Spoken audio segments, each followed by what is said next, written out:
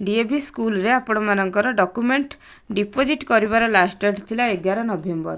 तो आपण मानकर नेक्स्ट स्टेप रही 25 डिसेम्बर रे आपण माने सीबीटी ऑनलाइन रजिस्ट्रेशन करि परिबे। तो जो कैंडिडेट माने अप्लाई करथिले से मानकर रजिस्ट्रेशन ईमेल आईडी को से माने मेल पठाई थिबे। आपण मानको मेल आसी नाही तेबे आपण वेट करंतु दिन 2 दिन भितर आपणकर रजिस्ट्रेशन ईमेल आईडी को आपण मानकर मेल आसीबो। तो एठारे आमे देखिबा जे किभଳି भाबरे डीएवी तरफरु मेलटी आसुची। देखि पारुथिबे एही भଳି भाबरे डीएवी सीबीटी रिक्रुटमेंट 2025 एही भଳି भाबरे लिखाय कि आपण मानको एक ईमेल आसी जिवो। तो आपण माने देखि पारुथिबे CBT registration and fee payment for CBT January 2025 is starting from 25/11/2024 to 10/12/2024। तो देखो आपण मानकर ऑनलाइन आपण माने रजिस्ट्रेशन करि परिबे 25 नवेम्बर रु 10/12 मध्य आपण माने ऑनलाइन आवेदन करि परिबे।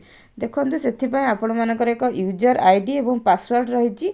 यूजर आईडी आपण मानकर रजिस्ट्रेशन मोबाइल नंबर अटे। आपण माने अप्लाई करबा समय जे मोबाइल नंबर टी देइथिले सेही मोबाइल नंबर टी अटे।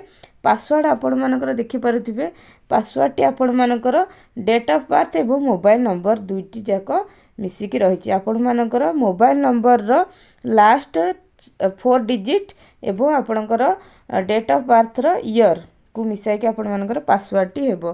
तो एठारे आपण मान देखंतु एठी 5-6 स्टेप रही हाउ टू रजिस्टर रे। तो फर्स्ट स्टेप रे आपण माने check if all your personal details are correct. आपण माने चेक करिवे जे प्रथमे आपण माने जो डिटेल्स देइथिले सेगुडको करेक्ट अछि कि नै। सेकंड स्टेप रे upload your recent passport size photograph and face should be clear. तो आपण माने जो फोटोटी अपलोड करिवे सेठी आपण मानकर माने फेस टी पूरा क्लियर रे देखा जाउथबा दरकार।